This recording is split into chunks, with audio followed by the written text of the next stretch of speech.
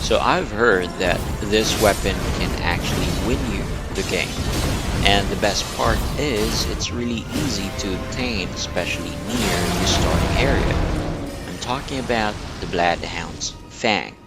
This weapon is classified as a great curved sword, and it scales up to C in strength and B in dexterity at max level.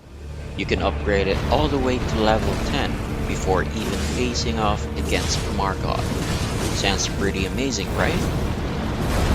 Today, join me as we put the Bloodhound's Fang to the test and see if it's as strong as they say. We're going to try and defeat Elden Ring and take on all the Remembrance bosses in this base game with it. Now I've chosen the Samurai class since it has a solid starting stats for both strength and dexterity, the primary attributes that this weapon scales with. So we start the game like normal, meet Melina and get Turret, our trusty steed. And then we meet Ranny to grab the summoning bell just in case we need some help down the road. As any true gamer knows, prep time is everything. And like Batman, I'm not about to run into a boss fight under-leveled or under-equipped. But hey, if you can't take down a boss at level 1 with no gear, I'm proud of you, my guy. Now I know some of you might condemn me for this, but taking down Kenneth early gives us a golden seed, which we can use to increase our flask capacity. Super useful. I also grabbed a golden foul foot to increase the runes we get from enemies when we defeat them. Every little bit helps. Next, I head over to Caelid via the portal at the back of the church. From there, I make my way down to Lenny's Rise to confront one of my favorite early rune bosses, the Knight's Cavalry. For you veterans, you already know what's coming. For the new players, here's the strategy. We need to lure the cavalry onto the bridge and get its attention. Once you've done that, it should charge at you, and if you time it right, it'll fall off the edge of the bridge. It might take a few tries, but as of March 13, 2025, this still works. Once it's down, consume the golden foul foot, and we'll get a ton of runes. Perfect for leveling up our strength and dexterity. Then I head up to Fort Farret to grab the first half of the Dectus Medallion and the Radagon Sword Seal. This talisman boosts our vigor, strength, dexterity, and stamina by 5 points, but also increases the damage we take, so use it wisely. Afterward, I grabbed another golden foul foot because we're heading to take down Grail for some easy runes. Make sure you're using weapons that do bleed damage or you'll be at this for a while. Once we defeated Grail, I consumed the golden foul foot and bam, 19,000 runes. I used this to bump up our dexterity and some strength. Next, I make my way to the Weeping Peninsula to grab the Turtle Shield, a great early shield for stamina recovery. This is a game changer when you're trying to be efficient with your stamina in early levels. Now let's finally work our way to the Bloodhound's Fang. I investigate the howling noise near Misty Woods, and after talking to Callie, he gives us the snap finger gesture. I use this gesture to summon Blide, the goodest boy in the lands between. Blide tells us he's hunting a Bloodhound knight named Darrowell, and we have to help him take it down. We head to the Ever Jail where we summon Blide for the fight. Now I'm still a bit under level, so play it safe and cast Unsheath from a distance, while Blade takes the brunt of the fight. We managed to defeat Darrowell on the first attempt. Guess what? We're rewarded with our weapon of choice, the Bloodhound's Fang. And that's it. The Bloodhound's Fang is now ours. And we're ready to take the challenge ahead in Elden Ring with this powerhouse of a weapon. Next up, I head over to grab the Strength Crystal tier, which, when added to our Wondrous Physic, gives us a temporary boost of 10 strength, perfect for giving us that extra edge. I also meet Alexander, the warrior jar, and help him get out of the hole he's stuck in. We'll be following his quest line later on, so keep an eye out for more on that. I then meet EG and purchase some somber smithing stones from him, upgrading our Bloodhound's Fang to class 4. While in Lernia, I also grabbed the Dexterity Crystal tier, which grants us a temporary boost on 10 Dexterity, another fantastic buff to make sure we're ready for what's next. With those upgrades and buffs in place, I'm feeling confident, so it's time to take on our first official boss, Margit the Fell Omen. Before the fight starts, I drank my physic and apply rot grease to my weapon for extra damage. Now, it's been a while since I last played Elden Ring. I think the last time I picked it up was back in November, so I'm a bit rusty, but I take a moment to observe Margit's moves, waiting for the right time to strike. Margit can be tricky with his combos, so I make sure to attack only after he finishes one. Our Ash of War is really helpful here. Not only does it deal great damage, but it also gives us mobility to dodge around him. The Ash of War has two parts. The first part is a slash that pulls us back, and then if we press the heavy attack, we perform a Bloodhound step, which allows us to move forward and land a follow-up slash. Taking down Margit grants us our second talisman slot, and I already know exactly what I want to put in it. First though, I head over to the Stillwater Cave to take on a Clean Rot Knight. She manages to land a hit that inflicts rot, but I kept my distance and spammed the Bloodhound's finesse skill, which allows us to take her down on just a few swings. That's the beauty of the Bloodhound's Fang. It's fast, powerful, and has great mobility. Now, feeling pretty prepared, it's time to face our first Remembrance boss, Godric the Grafted.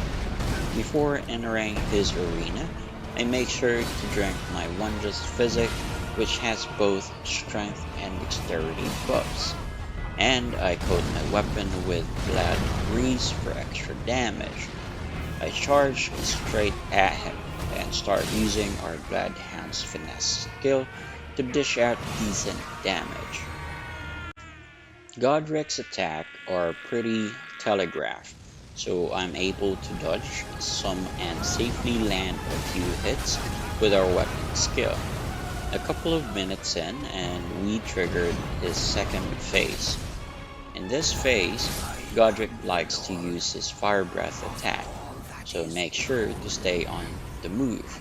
I rushed up to him and cast my Bloodhound's finesse skill a couple of times, and with a few more hits, we managed to take down Godric the Grafted on our first attempt. Feeling confident, I make my way to Raya Lucaria Academy. Along the way, I grab the Carian Knight set, perfect for our upcoming battle with the Red Wolf of Radagon. Fully buffed and ready to go, I charge straight at the wolf, but it's surprisingly agile for such a large creature. I managed to land a solid hit, dealing a good chunk of its health. I decided to play safe, keeping my distance to minimize damage and landing a few more hits, finally on our first attempt the wolf goes down. On my way to the next boss, I bumped into a fellow Carian knight. It's kind of a mirror match, and he nearly gets the best of me, but I managed to land the final blow and claim victory. Now it's time to face our second remembrance boss, Rinola, Queen of the Full Moon. In her first phase, I focus on taking down the glowing kids to break her shield and bringing her down to the ground. Once that's done, I spammed my Ash of War, pushing her into the second phase. In the second phase, I charged towards Rinola and managed to land a quick hit, but she keeps dodging and spamming spells, forcing me to play defensively. I keep my distance, staying patient as I wait for the right moment to strike. With some well-timed moves, I finally land the killing blow. I accidentally missed recording this part, but once you defeat 2 remembrance bosses, you can head to the finger reader at the round table hold. She'll give you another talisman pouch, which means it's time for a third talisman. For this one, I set my sights on Godfroy the Grafted, a minor boss and a clone of Godrek. He's a bit more challenging though. The fight is very similar to Godrek's. He swings a lot and does these devastating AoE attacks that I always struggle to dodge. This time I decided to take it slow. I wait for him to finish his combo before going in for my attacks. Godfroy also has a great reach, and I'm not exactly the most confident in close combat, but with patience and careful timing, I finally managed to land the killing blow. Defeating him rewards us with the Godfrey icon, which enhances charge attacks and boosts our Ash of War skill, the Bloodhound's Finesse. Now it just doesn't feel right wielding the Bloodhound's Fang without the full Bloodhound set, so I head down to Gilmer Hero's grave. Following the path, I come across a lone Bloodhound Knight. We take him down with ease and grab the full Bloodhound Knight set. Please rate my fit. Sheesh! But also we need functionality, not just style. So I head to the domain of Moog and confront the White Mask NPC. We manage to defeat him, and the reward is the White Mask, which grants us bonus damage when the enemies around us inflict bleed. Now, with the Bloodhound's Knight set and the White Mask, how's this fit looking? I might need Patch's questline down the line, so I first deal with Neregus, an NPC that spawns right before you can enter Patch's cave. I make sure not to use my buff during Patch's fight because I don't want to accidentally one-hit him, even though I know we could. We almost ended him with one hit, but we managed to force him to surrender, securing his questline for later. Next up, I need to upgrade my weapon. The only thing I'm missing now is a Somber Smithing Stone 7, which I plan to get at Volcano Manor. But before we can even think about it, we have to take on one of my least favorite bosses, the Godskin Noble. With my buffs and armor, I'm dealing decent damage, but the Godskin Noble hits like a truck, especially since my vigor is pretty low. I managed to bring down his health to a quarter, but with my vigor low and a poorly timed attack, he managed to take me out. My second attempt doesn't last much longer. He hits me twice in a row while I'm swinging and I'm down again. On my third attempt, it's like deja vu. He hits us 2 times in a row again, and we're out. By my fourth attempt, I wised up I kept my distance and used the pillars in the arena to avoid most of his attacks. I get him down to a quarter of his health, but he corners me, and I'm down again. I take a moment to reflect on my life's choices and get back into it. This time, knowing I can't just trade blows, I take it slow. I dodge more carefully and even surprise myself with how clean it goes. I also notice that the best time to strike him is right after he throws his black flame. He does hit me with his rolls, but with patience and well-timed successive attacks, we finally hit him down on our 5th attempt. With the Godskin Noble defeated, I make my way to get the Somber Smithing Stone 7. With that, and the other Somber Smithing Stones scattered around the map, I'm able to max out my weapon to plus 10.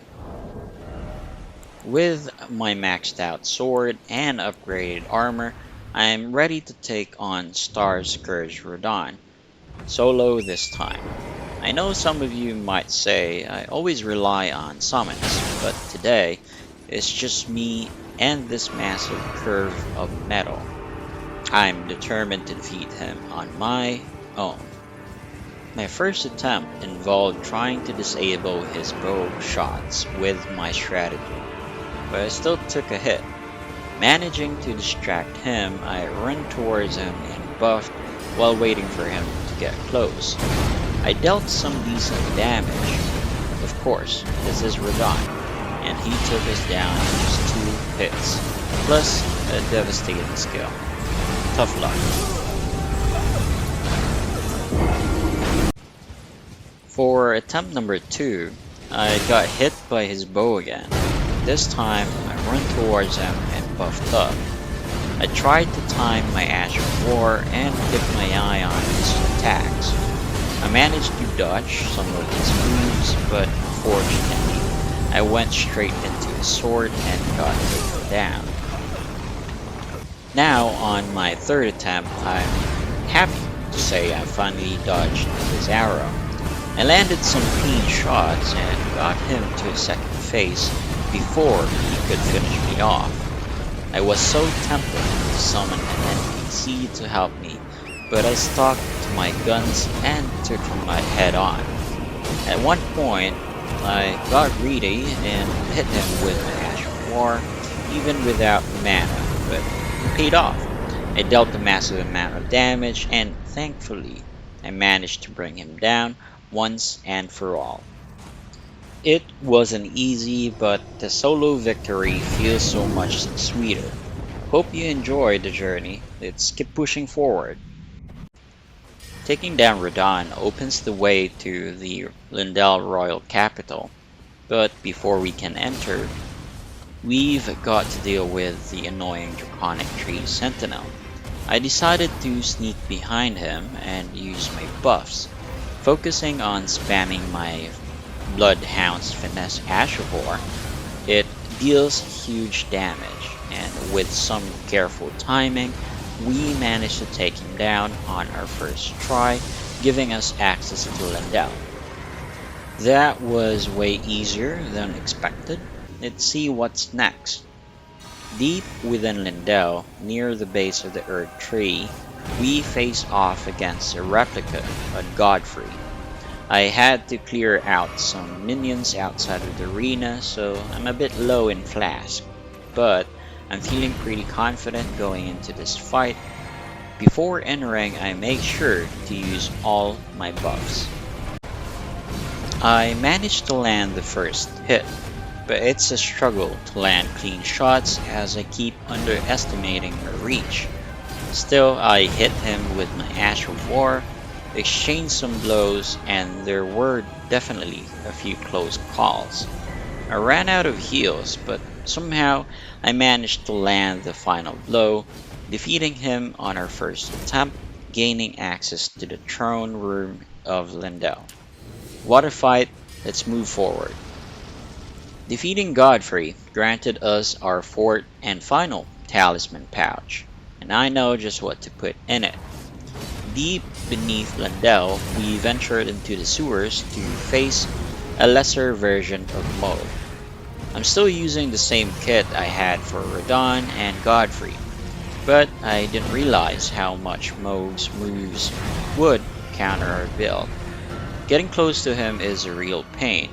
His blood-infused trident has crazy range, and he even throws menstrual fluid at you, dealing both bleed and fire damage. Now, I'm not the best Elden Ring player, and I haven't memorized every boss pattern, so I tend to brute force my way through fights, and hope for the best. Our first attempt was close, but not close enough. The main issue is that while my Asher War is great, after landing a hit in the first phase, I'm left open to slam attacks as I jump back in, which really puts me at a disadvantage. I didn't even get him halfway through his health before he took us down. So I decided to head back, grab Godric's Great Rune, and equip some of Radon's armor for extra defense. My new strategy was simple: survive and outlast him. The damage was decent, but I just needed to tank some hits. I still got hit by his attacks, but now that I could take a few more blows without getting wiped out in 2 hits, I focus on dodging. But as mentioned, I'm not the best at it. Huge props to me for not using summons though. I made sure to attack only when he was done swinging, and on his last legs I went all in, spamming my Ash of War and hitting him 3 times. The third attempt finally paid off and I took him down. This victory was rewarding, and we got the Earth Tree Favor Talisman +1 as our prize. With all my talismans, weapons, and armor equipped, I'm finally ready to take on the noblest of them all, our 4th Remembrance boss, Margot the Omen King. Before entering his arena, I made sure to use all my buffs. I know Margot is fast and hits hard, so my strategy is to fight him head on. I'm not best at dodging, but tanking some of his hits and striking back is good for me. I managed to bring him to the second phase fairly easy. I wait for him to finish coughing, and luckily he follows up with his spear attack, giving me plenty of time to cast my Ash of War. With that, I end his loyal duty guarding the base of the Earth Tree. So long, Honorable Margot. Now that we have access to the snowy area of the map, it's time to visit a friend, before we take on our next Remembrance boss. But first, I have to deal with this annoying magma worm. He keeps walling away, so I waited for him to get stuck in an area and spam my Ash of War at him, eventually bringing him down on our first attempt. With the worm out of the way, I can finally speak with Alexander, triggering his summoning as an ally for our next fight. With everything prepared, I'm now ready to face the last of its kind and our 5th Remembrance boss, the Fire Giant. I made sure to bring Alexander along to progress his quest, marking the 2nd time I've used summons in this run. We need Alexander for his talisman later. We know the drill. Aim for the Fire Giant's left ankle. We're dealing decent damage, but the real challenge is keeping up with him, as he rolls away most of the time. Eventually we bring him to his 2nd phase, and with his left leg crippled, I focus my attack on his right leg. I didn't expect him to do the fire attack around his feet twice in a row, which ended our first attempt. The second attempt is pretty much the same.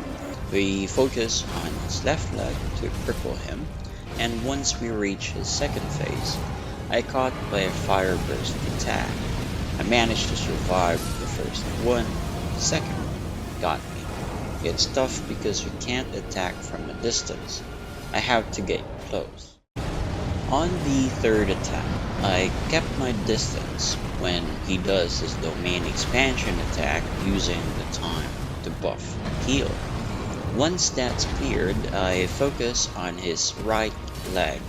I keep chasing his legs, concentrating my attacks on them, and just in the nick of time before he can unleash his fire attack again, I landed the final blow, making the fire giant extinct on our third attempt. Now for the fight that I'm not exactly confident about handling on my own, the Godskin duo. My main focus here is the Godskin Noble, the large one, since he is just a pain to deal with.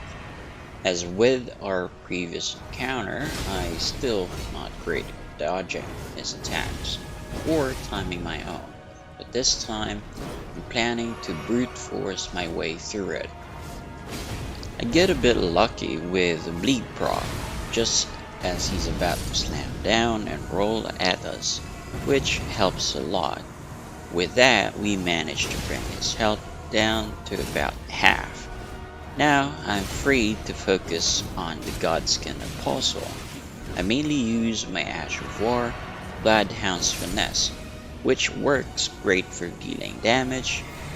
We're able to take down the Apostle and bring their shared health pool below half. At this point, I'm expecting the big guy to spawn again, but to my surprise, it's the Apostle again. No problem though, I stick to my strategy with the Ash of War and wait for the next spawn. Once more, it's the smaller one, and I quickly take care of him with ease, defeating him in one swift move. I'm honestly really proud of myself for pulling this off without using any summons. It's just go to show how powerful this weapon of ours is. Now it's time to meet the best lad, the Great Jar Alexander, and help him complete his warrior's journey. I fought him without any buffs, just relying on successive Ash of War attacks. After a solid fight, we defeated him, bringing an end to his journey. In gratitude, he entrusted us with a shard of Alexander Talisman, which boosts the damage of our Ash of War, a perfect reward for our efforts. Before facing the hardest boss I've encountered so far, though there's one more challenge to handle, another Draconic Tree Sentinel. Fully buffed, I go in head on using my Ash of War. I managed to land a series of mean hits, bringing its health down. It finally manages to hit us, but I stayed focused and managed to land the final blow, clearing the way for what's to come. Now comes the fight that truly tested my patience and mindset. Our 6th Remembrance boss, Malekith the Black Blade. I made sure to use all my buffs outside of the arena before entering. I never fought these clergymen, Malekith's first phase, up close before, so his entire moveset was new to me. But I pushed through it with the help of our strong Ash of War and made it to phase 2, where I finally faced Malekith himself. The fight really showed the power gap between Malekith and me. Each swipe of his black blade drained a significant portion of my health, and it even burned my health over time. His fast movements ended our first attempt with ease. On my second attempt, I still took a lot of hits from the clergyman's attack, and I used most of my health flasks just to survive long enough to reach phase 2. Unfortunately, I didn't have enough flasks to sustain me through the fight, and Malekith ended our second attempt with a deadly stab.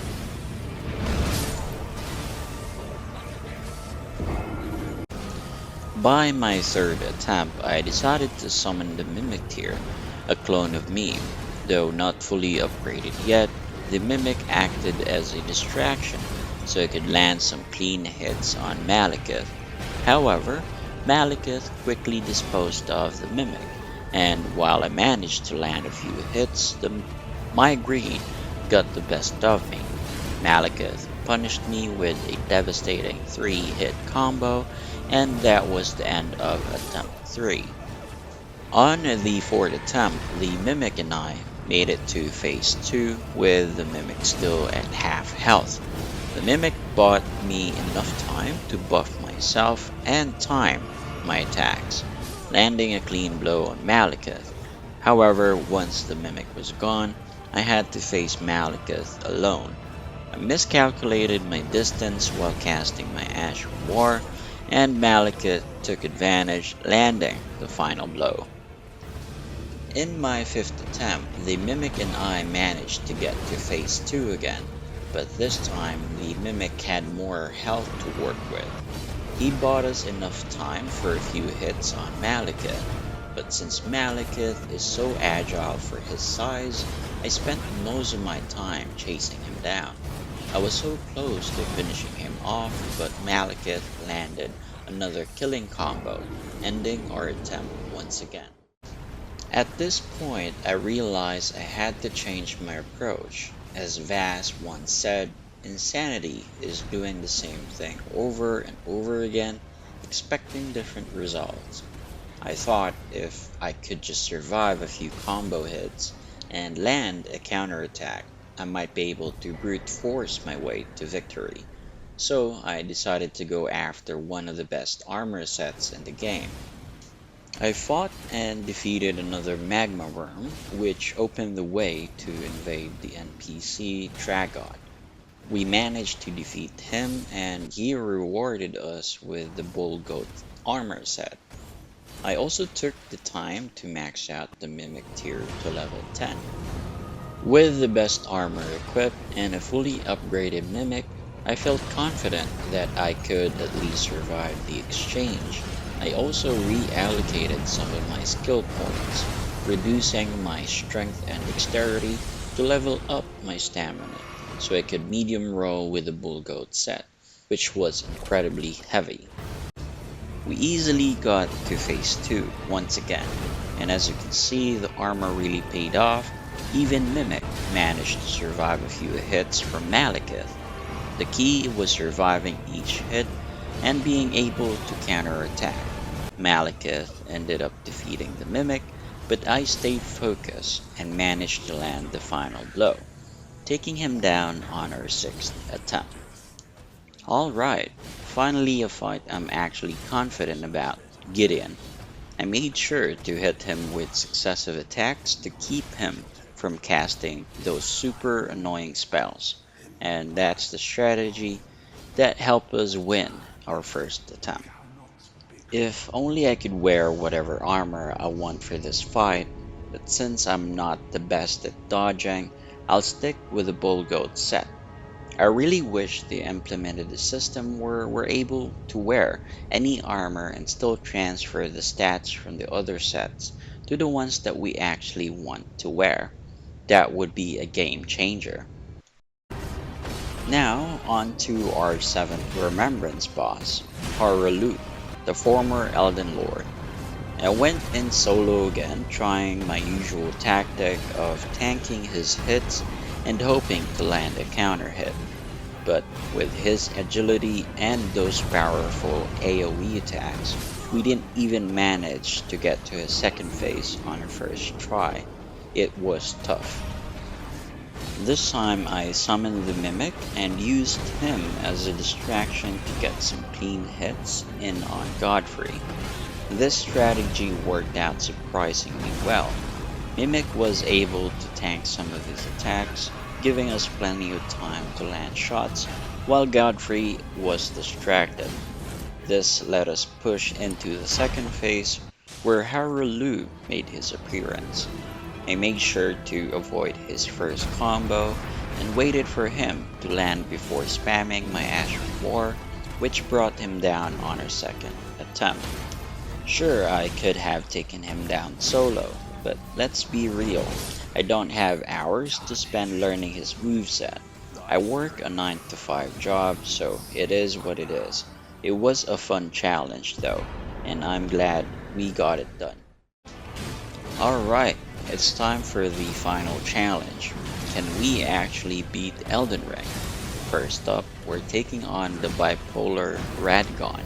Before getting into the fight, I made sure to buff up before entering the Erd Tree, and summon my trusty Mimic to save time. Radagon hits like a truck, but honestly, we do too. It's a battle of attrition here, with both of us chipping away at each other's health. Radagon has a ton of AoE attacks that are a pain to read, so I ended up eating a few hits, but with some luck and a bit of skill, we managed to make it through and bring him to his second phase, the 8th Remembrance boss, the Elden Beast. Before jumping into the next phase, I refill my health and mana, and of course, I buff it again. I charged straight at the Elden Beast, getting in a few solid hits. The key here is dodging its massive swings, which are pretty easy to avoid once you get the timing down. Slowly but surely we chipped away at its health, but just as I get to half health, the Elden Beast pulls a move I didn't see coming. It grabs us and stabs us with light spears, instantly taking us down. On my second attempt, I breezed through Radagon with no problems and head straight back into the Elden Beast fight. This time I switch things up. I start with the Bloodhound's Finesse, which does some solid damage, and follow it up with another attack from behind. The Elden Beast goes for a big nuke attack on my Mimic, and that gives me the opening I need. While it's distracted, I take my time and hit it with my Ash of War. This does some serious damage and we get it down to more than half health. But then, the Elden Beast pulls its most annoying move, the Elden Stars. At this point, I just have to tank the damage and out-heal it. Thankfully, turret helps me dodge some of the Elden Stars, and when the Elden Beast does another nuke attack on my Mimic, I get the perfect opportunity to strike. Now with its health low, I go in for the greedy attack and land the final blow, bringing it down on the second attempt. There we go. Elden Ring can be beaten using the Bloodhound's Fang weapon. But hold up, we're not done yet. We've got 7 more Remembrance bosses to take down. Next up, I decided to go for what I think is the easiest one and our 9th Remembrance boss, the Regal Ancestor Spirit. I've defeated this boss a bunch of times already, so I'm pretty confident going in alone. For the aesthetics, I'm rocking Maliketh's armor. As you can see, we're dealing some serious damage here. The only problem is that my Ash of War doesn't have the best range, which makes it harder to hit the boss and draws out the fight longer than I'd like. To make things easier, I decided to focus on basic attacks aimed at its legs, and surprisingly that strategy works pretty well. In no time I take it down on our first attempt. Now for our 10th Remembrance boss, and one that gave us a lot of trouble before, Moog, Lord of Blood. After taking down the Elden Beast, I was feeling pretty confident, but to ensure our victory, I summoned the Mimic for the fight. I was surprised by how effective our attacks were. We managed to take him down without even triggering his second phase, making it a smooth victory. Next up, we have what I thought was going to be an impossible fight with the build we're running, the 11th Remembrance boss, Rykard, Lord of Blasphemy. I summoned the Mimic again and decided to head straight into the lava, swinging at the snake's body. I was relying on the bleed proc to increase our damage output. I also made sure to wear the Flame Drake talisman to reduce fire damage and drank the Opaline hard tier, which boosts all damage negation for a period of time. With this buffs, we managed to brought the snake down, triggering Rykard to come out. For Rykard, I stuck to the same strategy. I walked into the lava and headed straight for the back of Rykard, aiming for his tail. This was a bit tricky because he kept moving away, so I switched to targeting his legs, where we managed to deal a ton of damage and even staggering him. Unfortunately, I got greedy seeing his health so low and neglected his fire skull attacks. They hit hard and took us down, but we were so close. Like, literally close.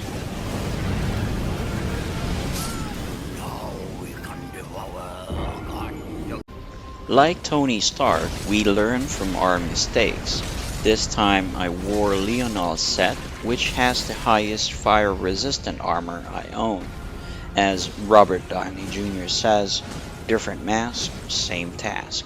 I went straight into the lava and started swinging at the big snake again. At this time, it worked really well. We took it down and made our way back to Rykard for another round. This time I focused on his brawny legs, carefully timing my swings and only stopping to recover stamina. I was still worried about his skull attacks, but instead of running away this time, I trusted my instincts and kept swinging. Finally, on the second attempt, we brought him down.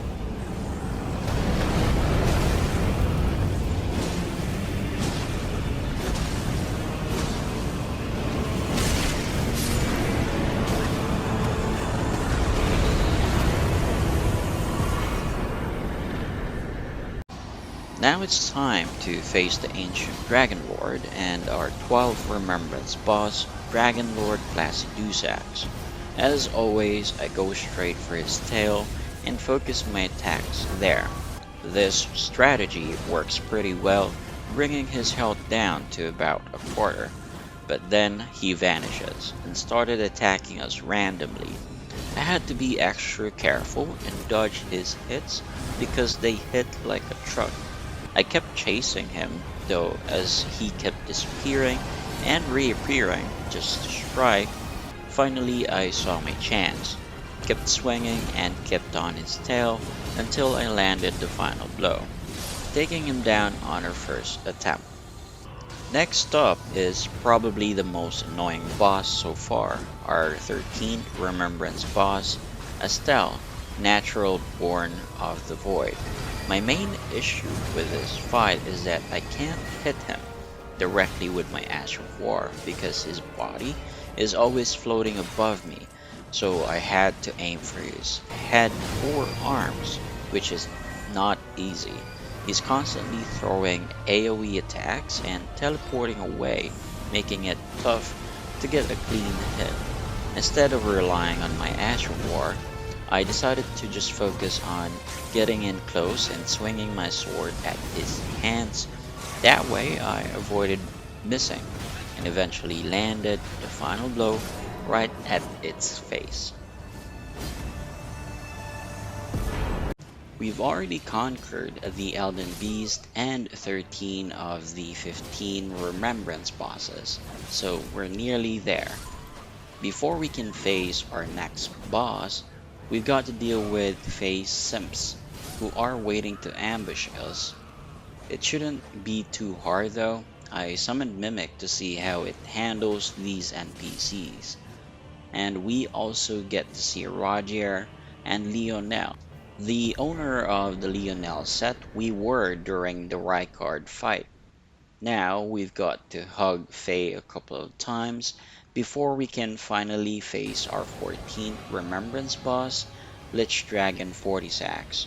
I made sure to wait until the Death Blight smoke clear up, avoiding the risk of getting instantly killed by the Death Blight curse. Once it's safe, I rushed in, focused on the dragon's foot, and spammed our combined attacks. We took it easily on our first try. Before we can face the final Remembrance boss, there's still some work to be done. We need to secure the secret medallion, but one of the pieces are blocked by Commander Neil. I decided to fight Neil solo, even though he has 2 summons. First, I took care of the summons, then focused on Neil. He leapt into the air and performed a lightning kick, which we managed to dodge. We landed some hits, but he retaliated. He then cast his freezing attack and waited for him to make his next move. When I saw an opening, I threw everything I had at him, bringing his health down to half. Neil then threw a quick lightning kick that I didn't avoid, which brought our health down to critical levels. I backed up, healed, and waited for his next move. He did the lightning kick again, and this time I punished him when he landed, bringing his health to less than a quarter. He managed to hit us with another quick lightning kick, forcing me to back up and heal again. But this time, I landed the final hit, taking him down on our first attempt. Now that we've defeated Neil, we make our way to the Holly Tree, where our final boss resides. But before facing her, I fought Loretta alone. I managed to land a few hits, took some damage in return, but in the end, we outdamaged her and defeated her on our first try. And now, the moment we've all been waiting for, the 15th and final Remembrance boss, Melania, Goddess of Rot. I know going into this fight that I couldn't fight her head on. I don't have her full moveset memorized, and taking hits from her would just heal her.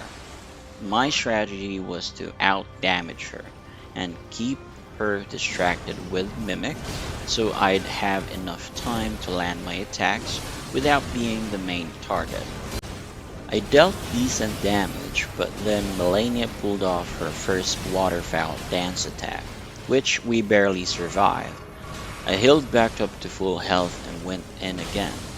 A lucky bleed proc brought her health down to less than half. I kept my distance, making sure my health was topped off, and Mimic helped out, landing some solid hits. This brought her to phase 2. Once she landed after her Rod Blossom attack, I went in with a few more attacks, bringing her health to half. I backed off, healed, and buffed myself. We double teamed her, bringing her health to just one more hit, when she pulled off a flying attack, which caught me off guard and dropped our health too low. Mimic nearly finished her off, but we still lost. On my second attempt, I switched to defensive talismans and armor, summoned Mimic, and buffed up. We went straight in with combined attacks, and when we got her to almost half health, she pulled off the waterfowl dance. Luckily, Mimic barely took any damage from it, and we continued the fight. Once we reached phase 2, I waited for her Rod Blossom attack, then went in with all I had, landing a few solid hits. We staggered her and brought her health to a quarter. She did another Rot Blossom attack, which worked on our favor. I waited for the rot to clear and then went straight in, landing the final Bloodhound's finesse that brought her down on her second attempt. And there you go. We managed to defeat all the base game bosses and all 15 Remembrance bosses with our Bloodhound's Fang weapon. I did summon Mimic for the most of the fights, but at least this time I fought more than half of the Remembrance bosses on my own. and finally completed a melee build. I hope you enjoy watching my journey. Until next time, this is King Koi, your casual gamer of the day. I'll see you gamers on the next video. Take care now.